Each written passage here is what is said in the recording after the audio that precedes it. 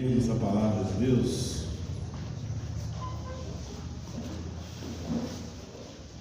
Êxodo, capítulo 12.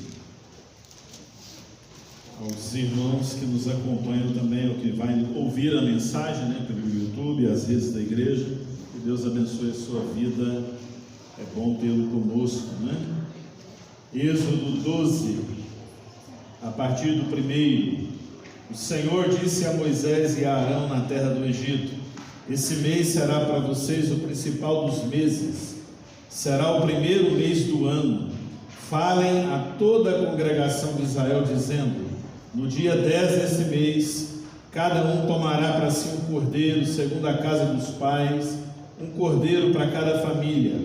Mas se a família for pequena para um cordeiro, então o chefe de família convidará o seu vizinho mais próximo, conforme o número de pessoas, conforme o que cada um puder comer. Por aí vocês calcularão quantos são necessários para comer um cordeiro. O cordeiro será sem defeito, macho de 1 ano, podendo também ser um cabrito. Vocês guardarão o cordeiro até o 14º dia desse mês, e todo o ajuntamento da congregação de Israel o matará no crepúsculo da tarde. Pegarão um pouco do sangue e o passarão nas suas ombreiras, na viga superior da porta, nas casas em que comerem.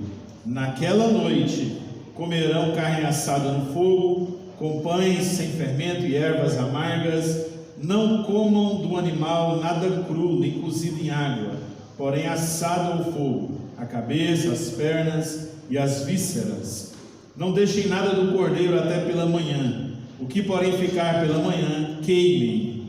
É assim que vocês devem comê-lo, já prontos para viajar, com as sandálias nos pés e o cajado na mão. Comam depressa, é a Páscoa do Senhor. Porque naquela noite passarei pela terra do Egito, e matarei na terra do Egito todos os primogênitos, tanto das pessoas como dos animais, e executarei juízo sobre todos os deuses do Egito. Eu sou o Senhor. O sangue será um sinal para indicar as casas em que vocês se encontram. Quando eu vir o sangue, passarei por vocês, e não haverá entre vocês praga destruidora quando eu ferir a terra do Egito. Esse dia lhes será por memorial, e vocês o celebrarão como festa ao Senhor, de geração em geração. Vocês celebrarão este dia por estatuto perpétuo. Pai, obrigado pela tua palavra. A Páscoa foi instituída em tensão, em momento de urgência, em momento de choro, de incredulidade, mas também de fé. Obrigado porque o Senhor livrou, o Senhor poupou o seu povo, e tudo nela é pedagógico, e o Senhor tem algo a nos ensinar. Muito obrigado por sua morte, muito obrigado por sua ressurreição, muito obrigado porque hoje podemos comemorar a vida que nasce da morte. Em nome de Jesus. Amém. Podemos assentar. Uma das muitas transformações em que culturalmente sofreu alterações e mudanças é relativa à Páscoa, Ela é comemorada de várias formas e com vários símbolos e com vários entendimentos. Por exemplo, os europeus celebravam a Páscoa como uma festa de passagem. Algumas sociedades gregas celebravam como a mudança do inverno para a primavera, da lua cheia, da época das flores. Alguns símbolos eram usados. Por exemplo, haviam sinos que emitiam sons festivos anunciando o ressurgimento de Jesus. Havia um girassol, o pessoal adotou um girassol para indicar que, assim como o girassol sempre olha para o sol, mostrando e sendo irradiado pela luz do sol, assim também a nossa vida deveria sempre olhar para Cristo. Outros, houve a invenção do círio pascual, uma vela acesa que significava ressurgimento. Alguém inventou na Itália a colomba pascal, que é um confeiteiro do norte da Itália, criou um pão em formato de pomba, significando a paz entre os povos, e isso foi adentrando no meio da Páscoa. Por sua vez, temos o mais conhecido no Brasil, o coelhinho da Páscoa, trazendo seus ovos de Páscoa, uma invenção trazida pelos alemães no final do século XII para início do século XIII. No Egito antigo, costumava-se ter o coelho como um símbolo de fertilidade e de esperança. Então, alguns povos da antiguidade criam que o coelho e a sua fertilidade, juntamente com o símbolo da lua, trazia então a celebração da Páscoa. Conta-se uma lenda que uma certa mulher, brincando com as crianças, pintou os ovos de galinha para brincar com eles ali, e de repente um coelho pulou da moita, e aí então passaram a associar, dizendo que o coelho viria trazer aqueles ovos coloridos da Páscoa. Até os nossos dicionários de língua portuguesa alteraram o significado da Páscoa. Se você for olhar, lá atrás o que é Páscoa, e quando vai mencionar a Páscoa dos hebreus, dizem que é a saída do povo do Egito, mas não enfatizam a morte do Cordeiro. Quando você vai para perceber a comemoração cristã, dizem que é a ressurreição de Cristo. A Páscoa é a ressurreição de Cristo, mas não menciona a sua morte na cruz vicária. Como cristãos, nós não podemos celebrar a Páscoa sem enfatizar a morte. Não existe ressurreição se não tiver morte, e a morte só tem sentido porque existe ressurreição. Então, uma vez que mencionamos apenas um aspecto, nós não estamos celebrando a Páscoa. A Páscoa é a morte e a ressurreição de Cristo. Aqui no texto que lemos, temos a origem, o significado e as circunstâncias. Quero que você acompanhe comigo. A Páscoa foi instituída no meio de muita tensão. Deus havia mandado 9 pragas ao Egito antigo, ao faraó.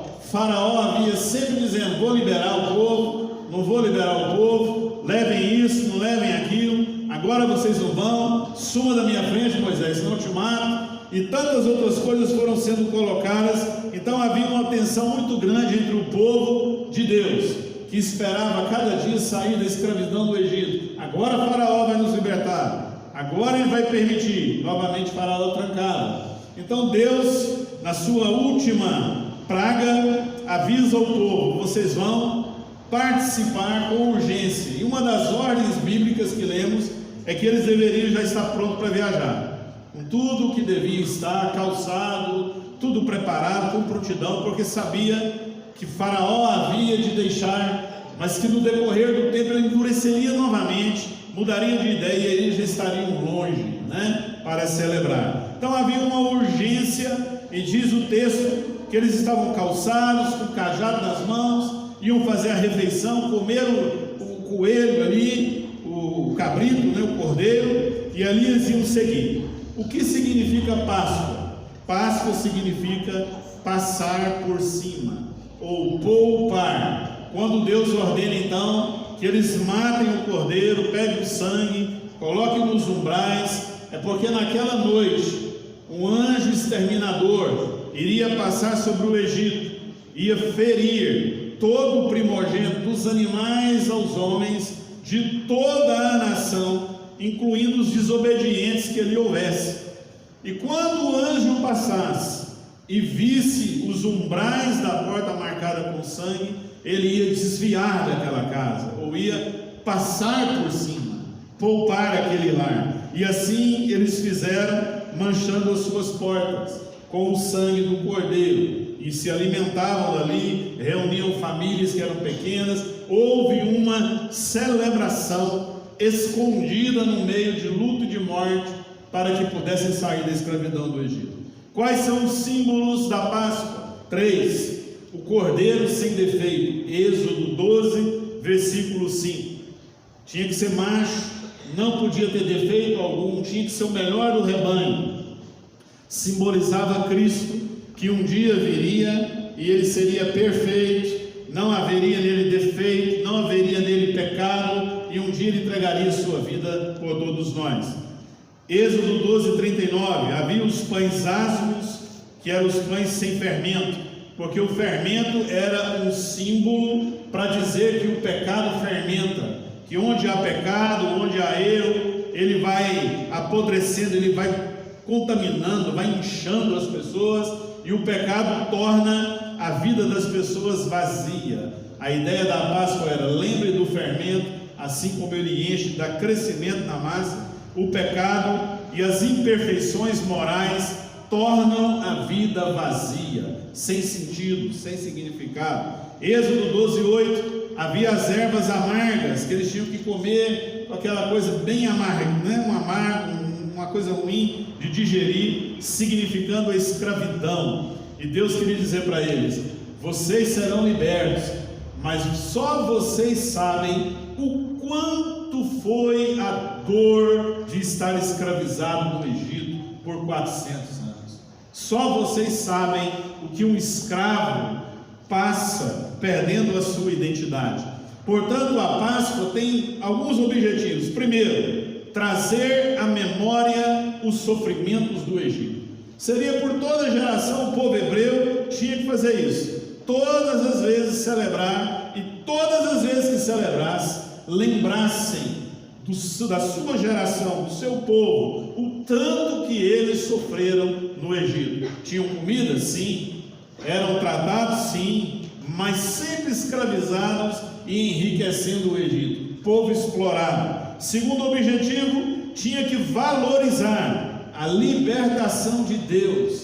Quando Deus nos liberta, nós precisamos valorizar. E um dia esse povo ia contar para a sua geração que quem tirou eles do Egito foi o Deus eterno. E se não fosse Deus, eles morreriam ali, eliminados pelos faraós que seguiriam, ou escravizados até a última gota. Terceiro objetivo da Páscoa: fortalecer a confiança em Deus. Durou 430 anos, alguns indicam. E nesses 400 anos tinham que aprender a confiar em Deus. Se Deus foi capaz de libertar de 400 anos de escravidão, Deus é capaz de libertar muito mais as nossas vidas. Quarto objetivo: reunir a família ao redor da mesa, para que a família tivesse paz, comunhão e amor, e a família entendesse que mais do que dinheiro ou qualquer outra coisa, os cuidados de Deus e a comunhão com Deus é que faz uma família caminhar. Muito mais do que viria numa terra prometida, o que faz uma família caminhar é a paz, a comunhão, o amor, a presença e a obediência a Deus. E o povo tinha que entender isso. Nós só vamos vencer como família quando obedecermos, quando seguirmos, quando lembrarmos, quando valorizarmos, quando confiarmos que o nosso Deus é o Deus eterno que tirou a gente do Egito. Quinto e último: transmitir aos filhos, de geração após geração, o que é a libertação do Egito. Olha, irmãos, nós erramos muito aqui, porque havia um valor psicopedagogo que você tinha que ensinar contando para o seu filho. Quero dizer para você o que o avô sofreu, quero dizer para você o que o nosso povo sofreu, o que significava isso, aquilo, e a gente ensinar para o povo que nós somos um povo de história, de herança. Não somos um povo qualquer ou um povo vagabundo, mas temos um povo que tem uma história, que tem um sofrimento, que tem uma libertação, que tem uma graça. Bom, quando você pega a Páscoa, então, essa é a Páscoa dos hebreus. Agora, qual é a Páscoa cristã? Aí vem Jesus, no Novo Testamento, e institui ela em Mateus 26, em 1 Coríntios 11, há um relato imenso dele lá, e ele então transforma a Páscoa na Santa Ceia. Alguns dizem que a Páscoa e a Santa Ceia são diferentes. Nós cremos que é uma substituição, porque Cristo agora celebra a última Páscoa com os discípulos reunidos, e ali ele já vai introduzindo as mudanças. E o que Cristo faz? Ele está dizendo: eu sou o Cordeiro Pascual. Aquilo que no Egito comeram lá o cordeiro ou o cabrito perfeito, agora simboliza o meu sacrifício. Eu vou morrer na cruz por vocês. Então eu sou o Cordeiro Pascual. Eu sou o pão que veio do céu. Não é o maná de Israel, mas sou eu. Eu sou o pão. E todo que comer desse pão viverá eternamente. Vai se alimentar. Então ele vai ensinando a sua pessoa como a celebração. E ele coloca dois símbolos. Ele coloca o pão, que é o que nós temos aqui, vamos tomar a ceia, e o pão é um simbolismo que ele queria lembrar, muito simples na época. Todo o povo tinha pão para comer, né? Era um alimento acessível, e ele queria dizer: se eu sou o cordeiro, eu sou acessível. Isso simboliza o meu corpo, que vai ser ferido, que vai ser dado por vocês, e vocês devem comer esse pão todos os dias, para lembrar aquilo que eu vou fazer daqui a pouco com vocês, não é? E aí ele introduz o vinho ou o suco, dizendo: esse simboliza o sangue que será derramado, a nova aliança. Por que nova aliança? Porque o Velho Testamento era uma sombra, era uma projeção de algo que ia acontecer no futuro, que já tinha acontecido na eternidade. Então Cristo vem agora e faz. Então qual é a Páscoa cristã? É a Santa Ceia, é a morte de Cristo e sua ressurreição no Calvário, com os símbolos que nós temos. Quais os 3 objetivos da ceia? Deus não descartou os objetivos da Páscoa do Velho Testamento, mas ele colocou 3 que são necessários. Primeiro, lembrar sempre o sacrifício de Cristo na cruz, valorizando o que ele fez por nós. Se ele não morresse naquela cruz, nós estávamos lascados, perdidos, totalmente perdidos e sem esperança na terra. Então nós temos que lembrar o que ele fez, valorizar o que ele fez, honrar o que ele fez e fazer valer digno a sua morte na cruz. Isso tem que ser contado e tem que haver dependência. Ele morreu a nossa morte, né? O cordeiro apenas simbolizado. Segundo objetivo da ceia: todas as vezes que você comer o pão e beber o cálice, você vai estar anunciando às pessoas que Deus morreu por todos os pecadores. Então nós temos muitas pessoas aqui hoje convidados conosco, que da minha parte seria um prazer imenso servir a ceia, mas a Bíblia orienta a servir a ceia apenas para aqueles que se identificam com Cristo, dizendo: eu me converti a Jesus de Nazaré, eu o sigo publicamente, eu passo pelo batismo e eu não tenho vergonha de dizer que eu sou um cristão. Todos esses que assim tiver podem tomar a ceia e participar da ceia, dizendo: Jesus morreu por mim, um miserável pecador, morreu por você, um miserável pecador, e morreu por o mais profundo pecador que tiver, mas ele tem que se entregar nessa cruz e dizer: eu creio no seu sacrifício, você é o pão que alimenta, eu creio na sua morte, eu creio que a sua morte tem valor para a minha vida, e eu vou viver a minha vida valorizando a sua morte. Isso é importante. Terceiro objetivo: esperar com ansiedade a volta de Cristo. Nós não esperamos apenas como o povo de Israel esperava sair e entrar numa terra prometida. Qual era a terra prometida? Uma terra onde tinha abundância de coisas, uma terra onde não seriam escravos mais. Nós já vivemos aqui nessa terra sem ser escravos. Nós não somos escravos do pecado, nós não somos escravos do diabo, nós não somos escravos de nada, porque Cristo nos libertou na cruz do Calvário. Amém. Ele é a nossa bandeira, Ele é a nossa vitória. Mas nós esperamos o quê? Bom, nós esperamos, antigamente na Bíblia, no Novo Testamento, quando um imperador ganhava uma batalha, um general saía e era anunciado aquela vitória imensa dele, ele mandava uma equipe que eram os arautos, que eles iam primeiro, preparando o caminho de volta, anunciando, trazendo recados de que o general havia ganho a batalha. Então o pessoal da cidade ia até a porta da cidade para receber o general e dar a ele as boas-vindas de que ele era de fato vitorioso. Então, quando nós tomamos a Santa Ceia, nós que já somos libertos em Cristo, nós estamos olhando para o mundo à nossa volta e nós estamos com uma expectativa maravilhosa que a qualquer momento Ele pode descer dos céus novamente. Ele vai descer. Então, se nós estivermos vivos, nós o veremos.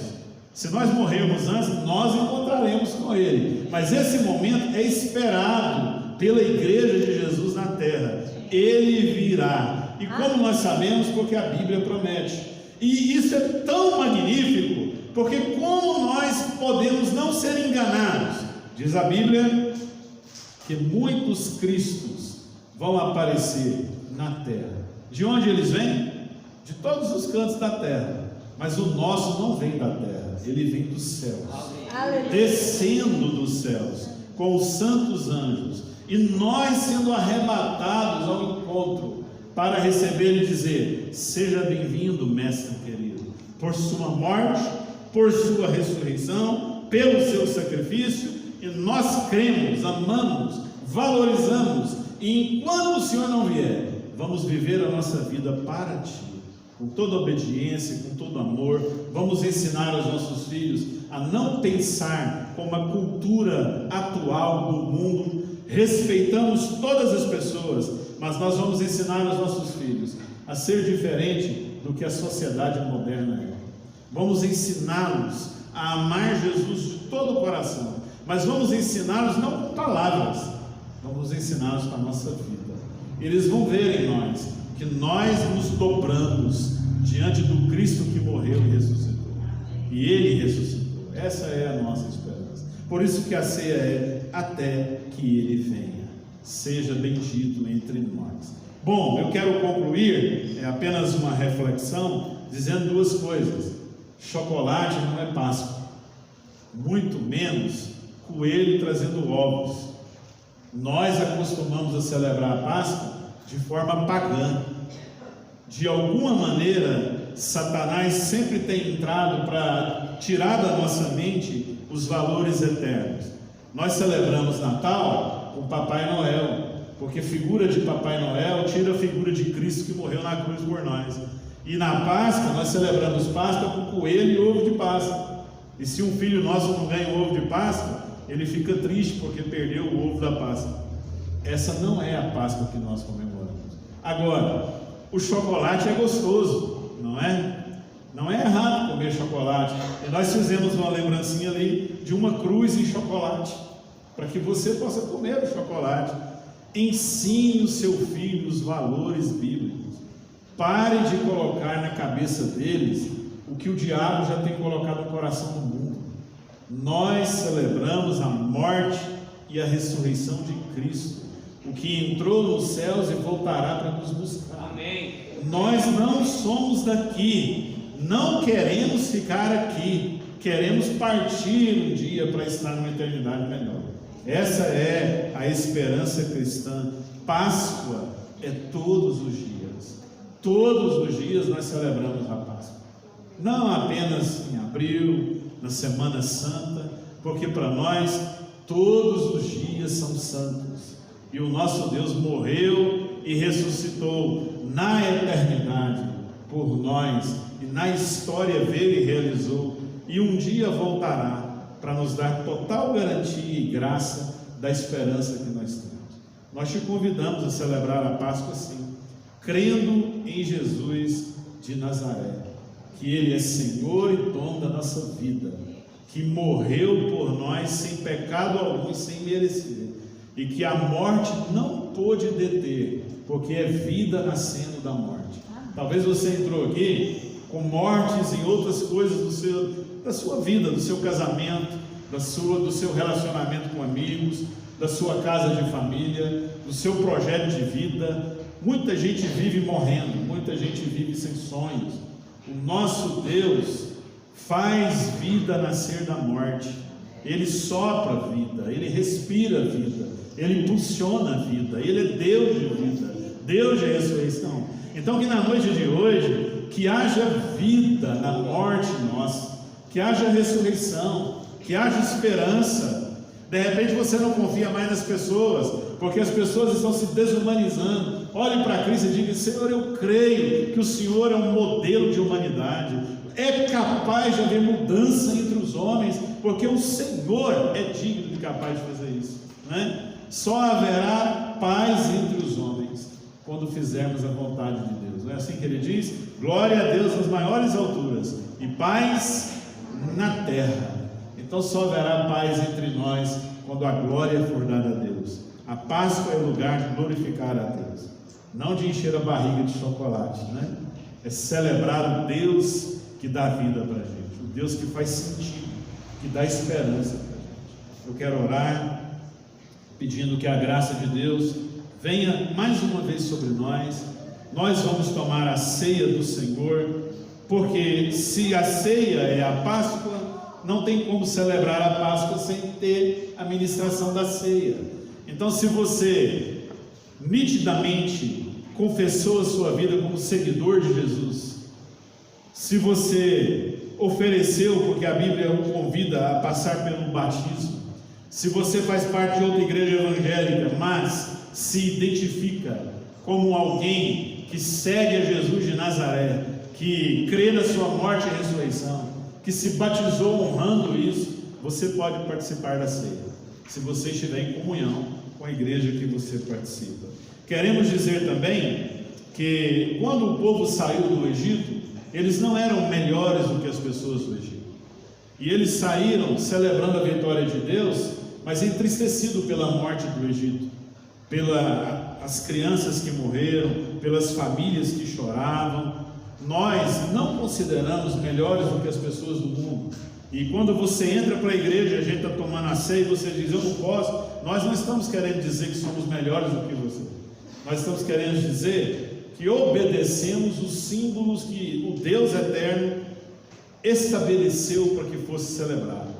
Então, se você estiver no nosso meio e não vai tomar a Santa Ceia, não se sinta ofendido. Nós amamos você, oramos por você, oramos por sua casa, né? Mas nós sempre oferecemos uma uva como uma maneira carinhosa de dizer a você, você é bem-vindo nesse lugar. Se você não for tomar a ceia, nós queremos que você aceite uma uva que a gente está dando para você pegar